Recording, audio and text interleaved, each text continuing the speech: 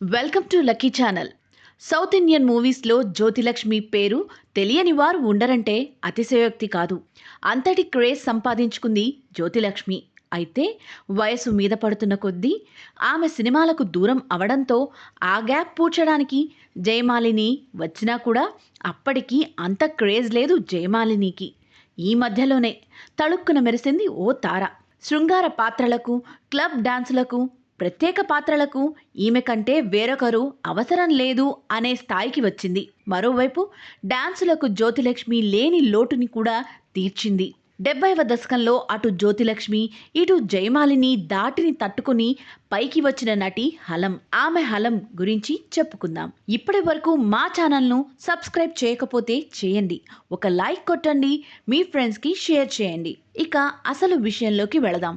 టాలీవుడ్లో చాలామంది నాట్యతారలు మెరిశారు. అందులో అడపాదడపా హీరోయిన్ రోల్స్ చేసిన వాళ్ళు ఉన్నారు. అయితే వ్యాంప్ రోల్స్ వేస్తూనే మధ్యలో పూర్తి స్థాయి హీరోయిన్ పాత్రలు చేసిన తారల్లో ఎల్ విజయలక్ష్మి, హలం కొంచెం ప్రత్యేకంగా కనిపిస్తారు. హలం వ్యాంప్ రోల్స్ చేస్తూనే ఓ సూపర్ డూపర్ హిట్ మూవీలో హీరోయిన్ గాను చేసింది. ఆ తర్వాత క్యారెక్టర్ రోల్స్లోనూ అదరగొట్టింది. 70వ దశకం మధ్యలో హలం తెరంగేట్రం చేసింది. ఆ సమయంలో బాలీవుడ్లో హెలెన్ చాలా పాపులర్ డాన్సర్. బహుశా అలా ఉండేలా హలం అనే పేరు పెట్టుకున్నారు అని అనుకునేవారు ఆ రోజుల్లో. అయితే అది జస్ట్ ఊహ మాత్రమే. తన అసలు పేరే హలం. కొంచెం విచిత్రంగా ఉంది కదూ. నిజం. హలం అంటే నాగలి అని అర్థం.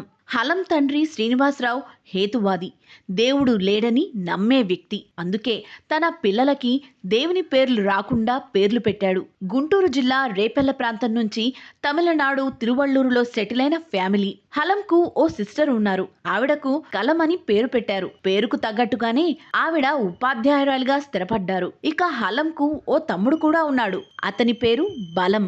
సినిమాల్లో ఐటమ్ సాంగ్ ఉంటే హలంకు ఛాన్స్ దక్కేది. జ్యోతిలక్ష్మిని మరిపించలేకపోయినా కూడా ప్రేక్షకులని తన వైపు తిప్పుకుంది. ఆనాటి మేరు నగధీరులు ఎన్టీఆర్, ఏఎన్ఆర్, కృష్ణ, శోభన్ బాబు సినిమాల్లో డాన్స్లతో అదరగొట్టింది. ఎన్టీఆర్ సినిమాల్లో పాటలకే పరిమితం కాకుండా కాస్త నెగిటివ్ షేడ్ ఉన్న క్యారెక్టర్స్ కూడా చేసింది. ఆయన కూడా తన సినిమాల్లో హలంకి రోల్స్ ఇచ్చి ఎంకరేజ్ చేశారు.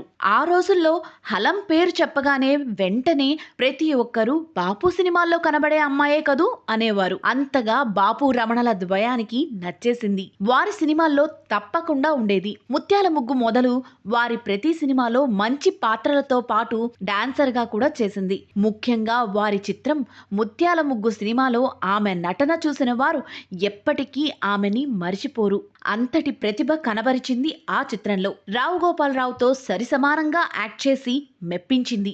ఆ సినిమాలో ఎంతటి రసికుడవో పాటలో ఆమె ఒలికించిన హావభావాలు ఆనాటి సినీ లవర్స్ మదిని దోచేసింది. ముత్యాల ముగ్గులో హలం మీదొచ్చిన కాన్ఫిడెన్స్ వల్ల బాపు గారు తన తరువాతి చిత్రం స్నేహంలోనూ హలంను కంటిన్యూ చేశారు. ఆ సినిమా హిందీ ఒరిజినల్ దోస్తీలో ఓ వృద్ధురాలి పాత్ర అది. కానీ తెలుగులో దాన్ని మొగుడొదిలేసిన యంగ్ వైఫ్ గా మార్చి అక్కడ హలంను పెట్టారు బాపు. ఆ క్యారెక్టర్ చూసిన వారంతా నిజంగానే బాపు ఎంతటి రసికుడు అనుకున్నారు. ఆ సినిమాలో ఆమె హోటల్ నడుపుకుంటూ, కొడుకుని చదివించుకుంటూ, ఆత్మగౌరవంతో జీవనం సాగిస్తున్న స్త్రీ రోల్లో జీవించింది హలం. ఆ పాత్ర మీద ఉన్న ఆ ఊరి రౌడీ కన్ను పడుతుంది. ఆ రోల్లో రావు గోపాలరావు నటించారు. అతన్ని ఎదుర్కొనే తీరు ప్రేక్షకులని సినిమాని మళ్లీ మళ్లీ చూసేలా చేసింది. రావు గోపాలరావుతో డి అంటే డి అంది. డైలాగ్ డెలివరీ కానీ, అభినయం కానీ ఎందులోనూ తీసిపోకుండా సై అంటే సై అంటూ పిక్చర్కి ప్రాణం పోసింది. బాపు గారికి ఆమె ఎంతలా నచ్చిందంటే తన తదుపరి చిత్రంలో గోరంత దీపంలో కీలక పాత్ర ఇవ్వడంతో పాటు పాటల రచయిత ఆరుద్రతో హలం మీద పాట రాయించారు కూడా. ఈ పాటని పిబి శ్రీనివాస్ చేత పాడించి మోహన్ బాబుతో యాక్ట్ చేయించారు. ఆ పాట ఇలా సాగుతుంది. నువ్వుంటే కోలాహలం, లేకుంటే హాలాహలం, పట్టో విడిపో తేలాలంటే పదపోదాం సింహాచలం అంటూ సాగుతుంది. ఆమెలోని టాలెంట్ ని బాపు ద్వయం కంటే ముందే తమిళ డైరెక్టర్ బాలచందర్ క్యాచ్ చేశారు. తన సినిమా మన్మథలీలలో హీరోయిన్ క్యారెక్టర్ ఆఫర్ చేశారు. ఆ సినిమాలో కమల్ హాసన్ కి భార్యగా నటించింది. ఆ సినిమాలో హలం పేరు పోస్టర్ మీద చూసి అందరూ ఆమె వ్యాంప్ క్యారెక్టర్ చేసిందిలే అనుకున్నారు. అయితే ఆ సినిమాలో ఆమె క్యారెక్టర్ చూసిన వారంతా మంత్రముగ్ధులయ్యారు. వుమనైజర్ అయిన భర్తతో వేగే భార్యగా అద్భుతంగా నటించింది హలం. అందులో భార్యాభర్తల మీద అద్భుతమైన పాట కూడా చిత్రీకరించారు బాలచందర్. కుశలమేనా బామలంతా అంటూ సాగే ఆ పాటలో హలం అభినయం అల్టిమేట్ అనే చెప్పాలి.